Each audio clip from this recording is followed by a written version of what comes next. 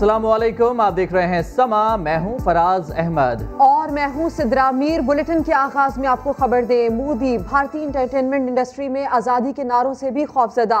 इंतहा पसंद बीजेपी के ज़ेर-ए-अता बीजेपी की पसे पर्दा हकीकत क्यों दिखाई?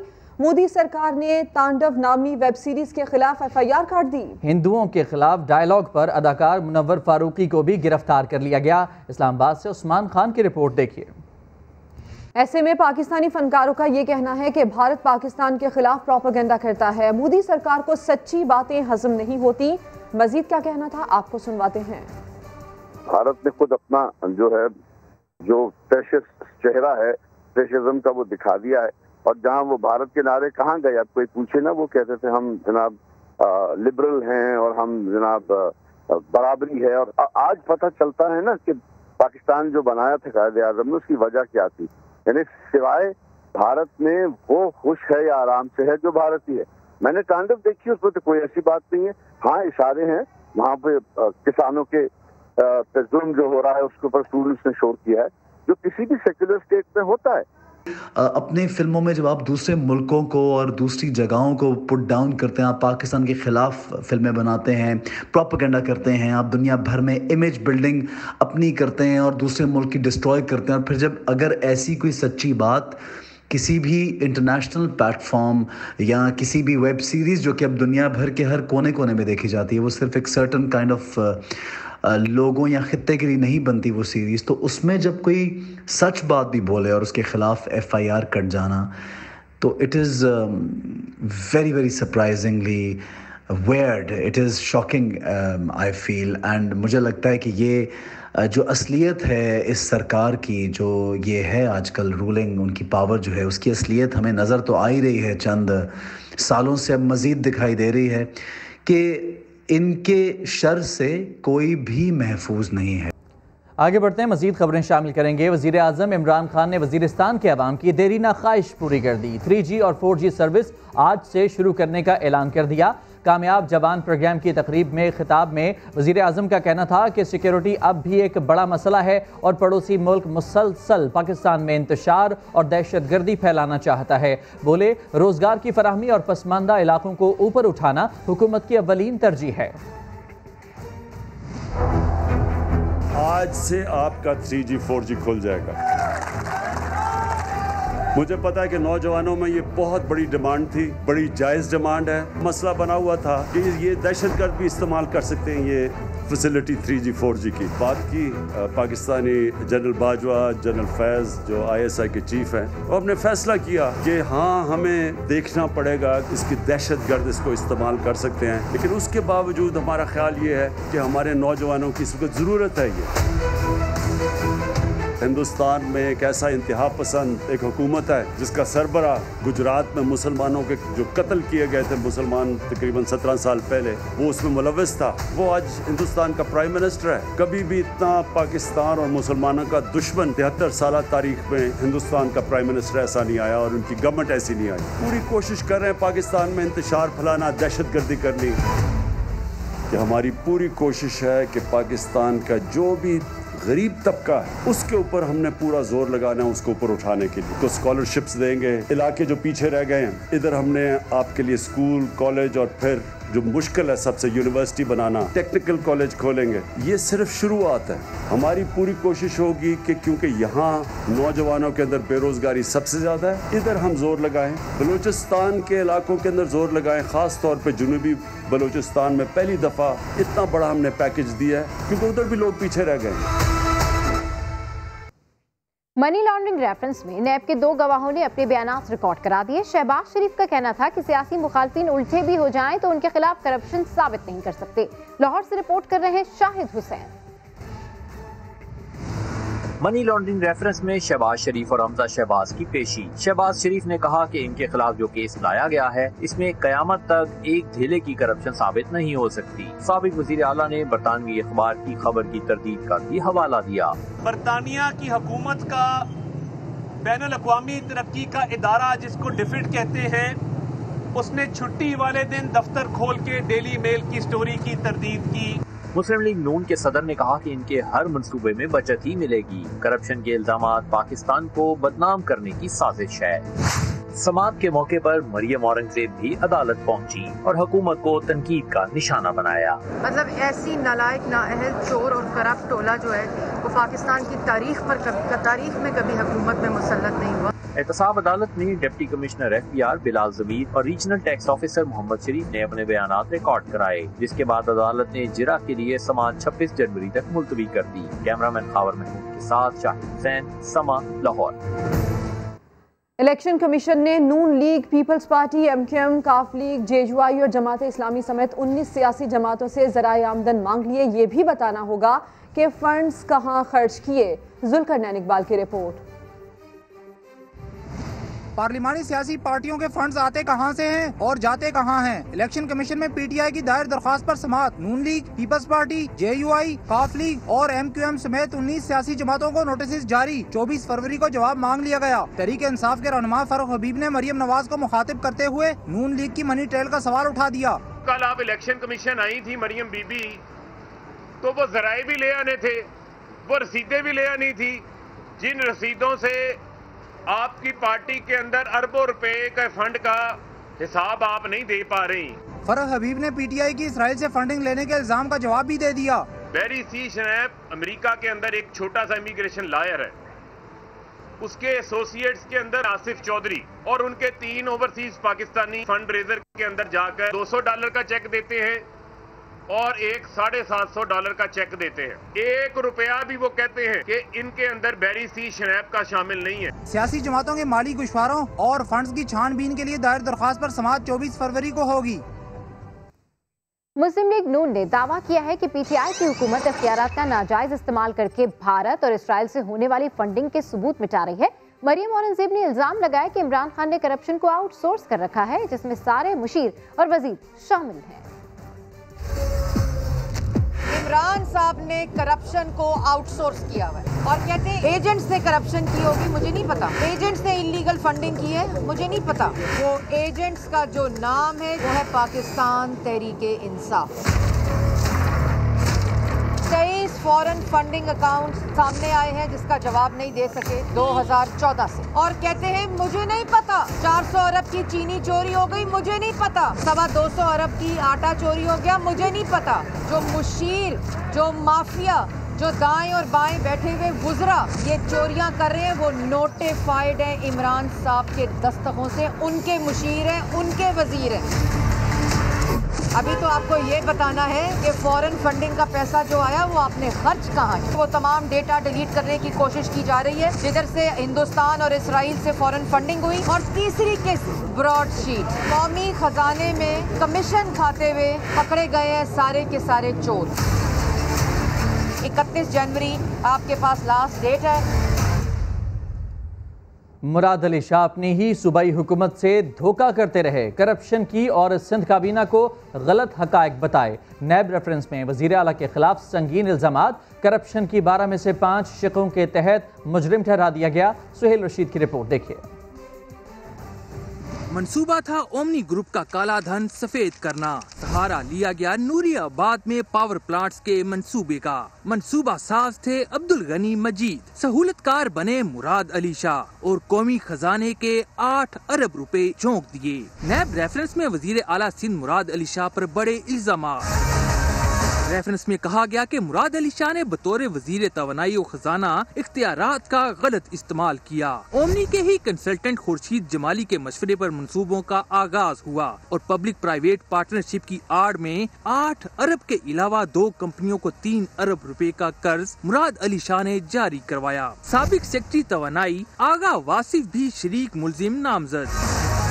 रेफरेंस में नूरियाबाद प्लांट को के इलेक्ट्रिक ग्रिड से मिलाने के लिए ट्रांसमिशन लाइन का ठेका भी गैर शफाफ बोली से देने का इल्जाम। मुराद अली शाह समेत तमाम 17 मुलजिमान करप्शन की सेक्शन 9A1, 4, 6, 11 और 12 के तहत जुर्म के मुर्तकिब करार। रजिस्ट्रार ऑफिस में स्क्रूटनी मुकम्मल होने के बाद रेफरेंस एहतसाब अदालत नंबर 3 को मुंतकिल कर दिया गया। PTI रहनुमा हलीम आदिल शेख कहते हैं सिंध में जो करप्शन हो रही है उसके पीछे एक शख्स है। साईं तो साईं, साईं की अयारी, अदाकारी और करप्शन भी साईं। कहते हैं फजलुर रहमान इसराइल मुर्दाबाद रैली निकालने कराची आ रहे हैं। मौलाना अब आपका मंजन नहीं बिकेगा। साईं तो साईं, साईं की करप्शन भी साईं, साईं तो साईं, साईं की अय्यारी भी साईं, साईं तो साईं, साईं की मक्कारी भी साईं, साईं को तो साईं, साईं की अदाकारी भी साईं, और साईं तो साईं, साईं की बिलावल जरदारी भी साईं। पेंशनर भी जाली, अकाउंट भी जाली, केस भी जाली। मौलाना साहब, आपका ये मंजर नहीं बिकने वाला, आपकी ये ड्रामेबाजी नहीं चलने वाली, आपके गुब्बारे से हवा निकल चुकी है। और आपके 21 जनवरी के दरमियान और 5 फरवरी में 31 जनवरी आता था, उस दिन तो आपने धरना करना था। वो कहाँ गया धरना? इस्लामाबाद वाला आए ना, कल आपका देख लिया, लोगों ने रिजेक्ट कर दिया कल इलेक्शन कमीशन के सामने। आइए, 31 जनवरी आपने ऐलान किया था। याद रखो इन नौसरबाजों को, ये नौसरबाज मुल्क में अफरा तफरी पैदा करना चाहते हैं। आमदन से जायद असासे और मनी लॉन्ड्रिंग का इल्जाम, नैब ने चौधरी बरादरान के खिलाफ 20 साल पुरानी इंक्वायरी बंद कर दी। कौमी एहतसाब ब्यूरो ने लाहौर हाई कोर्ट में क्या रिपोर्ट पेश की है, ये बता रहे हैं लाहौर से शाहिद हुसैन। चौधरी शुजात हुसैन और चौधरी परवेज इलाही के लिए अच्छी खबर। साल 2000 में आमदन से जायद असासे बनाने और मनी लॉन्ड्रिंग के इल्जाम में शुरू होने वाली 20 साल पुरानी इंक्वायरी बंद। नैब ने लाहौर हाई कोर्ट में रिपोर्ट पेश कर दी। अदालती हुक्म पर डीजी नैब ने रिपोर्ट पेश की, जिसके मुताबिक चौधरी बरादरान के खिलाफ इन्वेस्टिगेशन में रेफरेंस के लिए सबूत नहीं मिले। नैब के वकील ने बताया कि अदम सबूतों की वजह से चौधरी बरादरान की फैमिली के खिलाफ केस बंद कर दिया है। अदालत ने नैब की रिपोर्ट पर चौधरी बरादरान की दरख्वास्त निपटा दी। नैब इससे कबल चौधरी परवेज इलाही के खिलाफ गैर कानूनी भर्तियों की इंक्वायरी भी बंद कर चुका है। शाहिद हुसैन, समा, लाहौर। सिंध हुकूमत ने फजलुर रहमान को मिलियन मार्च की इजाज़त नहीं दी। JUI के कल के कराची में होने वाले इसराइल मुर्दाबाद मिलियन मार्च में सरकार का इजाज़तनामा रुकावट बन गया। ये भी बताएं कि JUI ने 12 जनवरी को डिप्टी कमिश्नर शर्की को NOC की दरखास्त दी थी। JUI रहनुमा कहते हैं कि इजाज़त मिले या ना मिले, मिलियन मार्च हर सूरत होगा।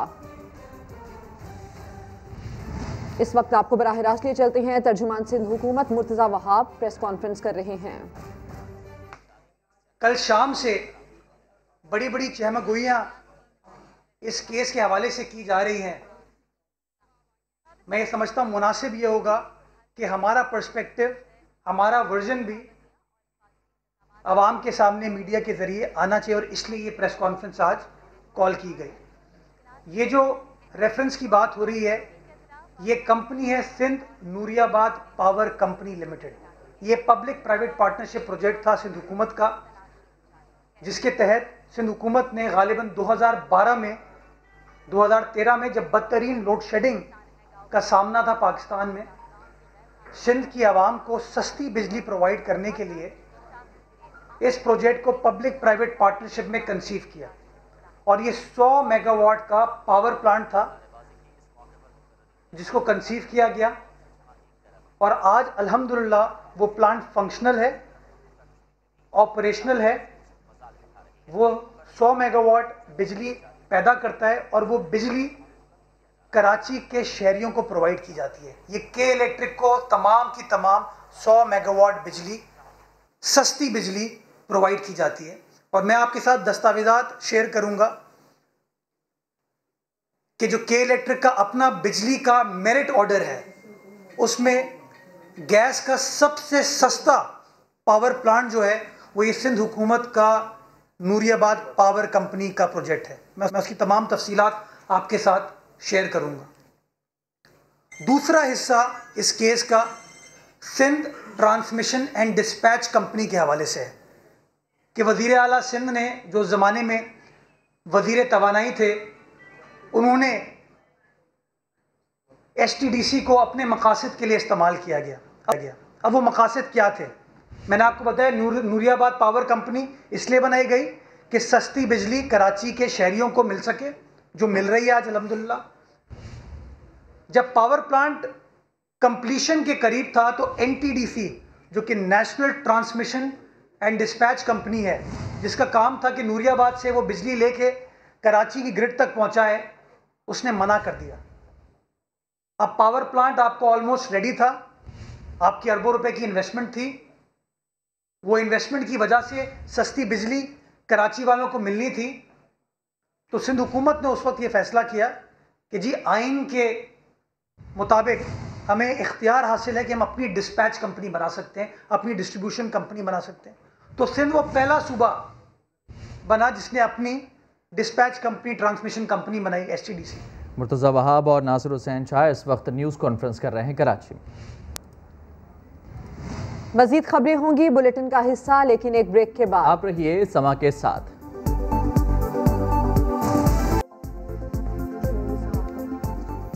Welcome back. वज़ीर आज़म कहते हैं कि मौलाना फजलुर रहमान NRO के लिए ब्लैकमेल कर रहे हैं। फजलुर रहमान की अरबों रुपए की जायदादें कहां से आईं? इसी से मुतालिक तफसील जानेंगे। अब्बास शब्बीर हमारे साथ हैं। अब्बास, बताइए, वज़ीर आज़म ने सहाफ़ियों से बातचीत में मजीद क्या कहा?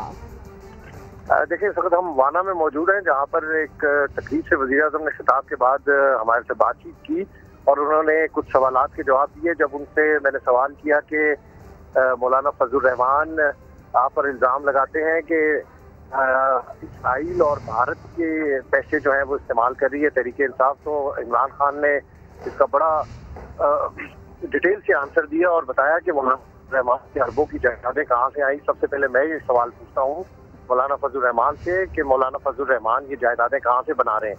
मौलाना फजलुर रहमान NRO के लिए ब्लैकमेल कर रहे हैं।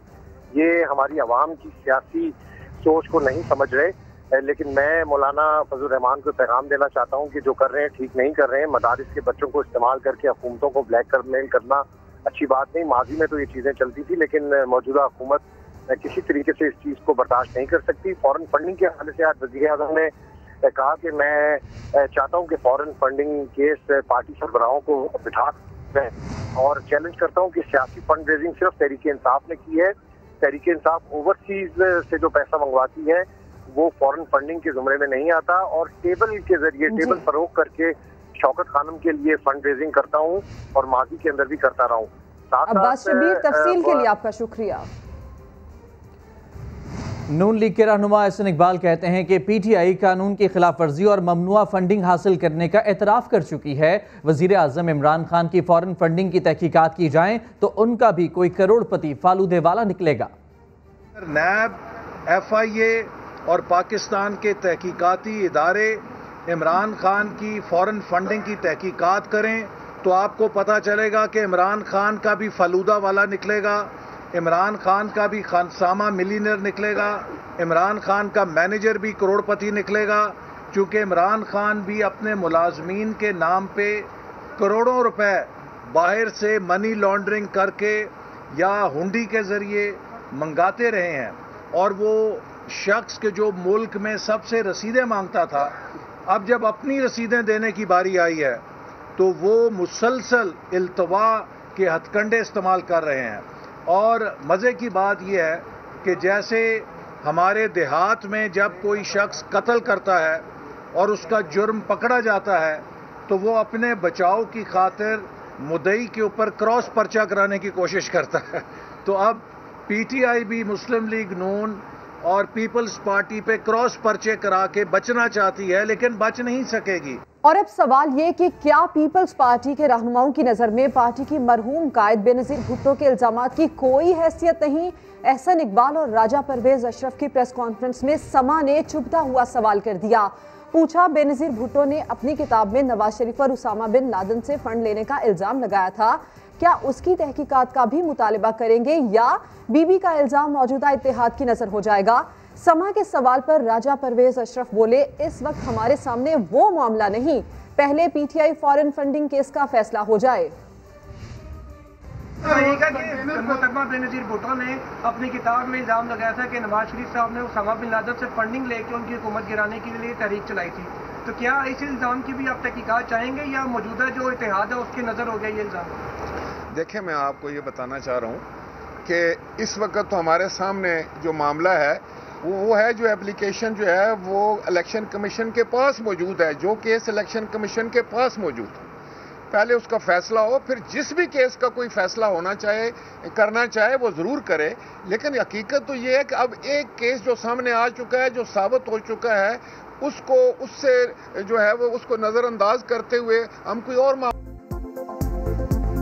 Welcome back. लाहौर के सबसे बड़े अस्पताल में अस्पताल की बात करते हैं जिसकी 10 से ज़ायद लिफ्ट्स खराब हो गई हैं। इलाज के लिए आने वालों को शदीद मुश्किलात का सामना है। बात करेंगे इसी पर दानियाल उमर से। दानियाल, बताइए। बिल्कुल शहर के सबसे बड़े अस्पताल म्यू अस्पताल के इंतज़ामी मामलात खासे ख़राब नज़र आ रहे हैं। हमने यहाँ पर आज मुख्तलिफ बिल्डिंग्स का दौरा किया म्यू अस्पताल के अंदर, जहाँ पर हमने ये देखा कि मुतादिद जो लिफ्ट्स लगी हुई हैं वो यहाँ पर ख़राब हैं। जो पेशेंट्स हैं उनके जो साथ आए हुए उनकी फैमिली मेम्बर्स हैं वो सीढ़ियों का इस्तेमाल करके जा रहे हैं मुख्तलिफ बालाई मंजिलों पर, 7वीं 8वीं मंजिल तक वो जा रहे हैं। और इसमें मुख्तलिफ वार्ड्स हैं, सिर्फ एक ब्लॉक नहीं है, ये एमरजेंसी बिल्डिंग है, बच्चों की एमरजेंसी है, इसी के साथ साथ सर्जिकल टावर है जो कि नई बिल्डिंग जो है वो तामीर की गई थी म्यू अस्पताल के अंदर। इसी के साथ साथ जो प्रोफेसर असद असलम हैं जो यहाँ के CEO हैं, उनका अपना वार्ड है आई वार्ड, उसकी लिफ्ट्स भी जो है वो यहाँ पर ख़राब हैं। 10-12 लिफ्ट्स यहाँ पर म्यू अस्पताल के अंदर ख़राब पड़ी हुई हैं, नाकारा पड़ी हुई हैं, उनको ठीक नहीं करवाया जा रहा। कई पेशेंट्स जो हैं उनको वापस भेज दिया जाता है कि आप नीचे से पर्ची बनवा के लाएं, वो फिर नीचे आते हैं, फिर उसके बाद कभी उन्हें मेडिसिन लेने के लिए नीचे भेज दिया जाता है, वो फिर नीचे जाते हैं, जिसकी वजह से उनको खासी मुश्किलात का सामना यहाँ पर करना पड़ रहा है। और उन्होंने पंजाब हुकूमत से, महकमे सेहत पंजाब से ये अपील की है कि जल्द अज जल्द इस मामले को हल करवाया जाए। जी, हमारे नुमाइंदे अपडेट कर रहे थे, आपका शुक्रिया। फैसलाबाद में पसंद की शादी करने वाले मियां बीवी पर नामालूम अफराद की घर में घुसकर फायरिंग, खाविंद जाँ बहक जबकि बीवी और बेटा शदीद जख्मी हो गए। पुलिस ने लाश कब्जे में लेकर कार्रवाई शुरू कर दी। इस हवाले से रिपोर्ट कर रहे हैं यूसुफ चीमा। पसंद की शादी करने वाले जोड़े पर क़यामत टूट पड़ी। हंगू में 10 साल कबल पसंद की शादी करके फैसलाबाद में रहाइश पजीर शेर अब्बास के घर में नामालूम अफराद दाखिल हुए और फायरिंग कर दी, जिससे वो मौका पर ही जाँ बहक हो गया, जबकि इसकी बीवी और बेटा जख्मी हो गए। पुलिस के मुताबिक हमलावर मरने वाले के रिश्तेदार हैं। जो इसकी मिसेज है वो उसको भी जख्मी है, उसको हॉस्पिटल भिजवाया गया है। तो उससे मालूम हुआ है कि इनको अजीज थे जिन्होंने इनको आके कत्ल किया है। अब मजीद तफ्तीश जारी है। जख्मियों को अस्पताल मुंतकिल कर दिया गया, जहां इनकी हालत तशवीशनाक बताई जाती है। दोनों को बुलेट इंजरीज हैं। बच्चे को चेस्ट में, छाती में है, जिसकी वजह से उसका लंग जो है वो लीक कर गया था। पुलिस के मुताबिक फायरिंग से अहलहाना की 1 साला बेटी महफूज रही। कैमरामैन हाफिज अवैस के साथ यूसुफ चीमा, समा, फैसलाबाद। लाहौर में स्ट्रीट क्रिमिनल्स आजाद हैं। डकैती मज़ाहमत पर एक और शहरी को कत्ल कर दिया गया। इस हवाले से रिपोर्ट कर रहे हैं जहांगीर खान। स्ट्रीट क्राइम में मैं आपको अश्योर करता हूं कि 1 हफ्ते में काफी कमी आई है। सरबराह लाहौर पुलिस ने 2 दिन पहले ही दावा किया और डकैती के दौरान मज़ाहमत पर एक और शहरी कत्ल कर दिया गया।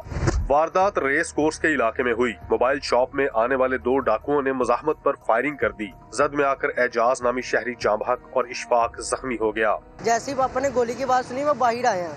उन्होंने दोनों मोटरसाइकिल पे बैठने लगे थे, एक को पकड़ के पीछे किया, ठीक है, वो उसको पकड़ लिया उन्होंने मौके पे, लेकिन जो आगे है ना उसने पीछे से गोली मार दी। मुकामी शहरियों ने एक डाकू को पकड़कर पुलिस के हवाले कर दिया, जिसकी शनाख्त आकिल के नाम से हुई है, जबकि फरार होने वाले मुलजिम की तलाश जारी है। जो गली में गुजरा है वो पकड़ा गया है, जो अंधेरे का मिसाल हो के ना वो फिर गायब हो गया, मोटरसाइकिल वाला था। वारदात का मुकदमा आकिल और शानी नामी मुलजिमान के खिलाफ दर्ज कर लिया गया है। कैमरामैन लियाकत बशीर के साथ जहांगीर खान, समा, लाहौर। और लुटेरों की रहमदिली या मंचलों की मौज मस्ती। कराची के इलाके मलीर मॉडल कॉलोनी में ATM से घर तक ताकुब किया, असलहा दिखाकर भी ना लूटा। वाकई की CCTV फुटेज भी सामने आ गई है। मजीद बात करेंगे समा के नुमाइंदे शाहनवाज से। शाहनवाज, बताइएगा ये क्या माजरा है? देखिए, बिल्कुल ये बहुत ही अनोखा वाकया जो सामने आया है। गुलिस्तान रोड ये मॉडल कॉलोनी है, जहां पर एक शहरी जो है ATM से पैसे निकालकर अपने घर के पहुंचा था, तो 2 डकैतों ने उसे लूटने की कोशिश की। ताहम जो फुटेज में मंजर आम पर आई है उसमें वाज़ेह तौर पर देखा जा सकता है कि डकैतों ने शहरियों से मोबाइल लिया और मोबाइल लेने के बाद उसको वापस कर दिया। और जो फुट कैमरा लगा हुआ उसमें ऑडियो रिकॉर्डिंग भी हो रही है। उसमें ये बाकायदा वाज़ेह तौर पर सुना जा सकता है कि वो कहते हैं कि हम शुगर लगा रहे थे और शुगर लगाते हुए वहां से दुआ सलाम करते हुए चले जाते हैं। पुलिस कहती है कि ये नौजवान हो सकता है कि कोई उनके साथ मजाक कर रहे हो, ताहम जो है मुलजिमान की तलाश की जा रही है। बहुत शुक्रिया तफसीलात के लिए आपका शाहनवाज। अभी एक ब्रेक, जिसके बाद वापस आएंगे हेडलाइंस के साथ। देखते रहिए समा।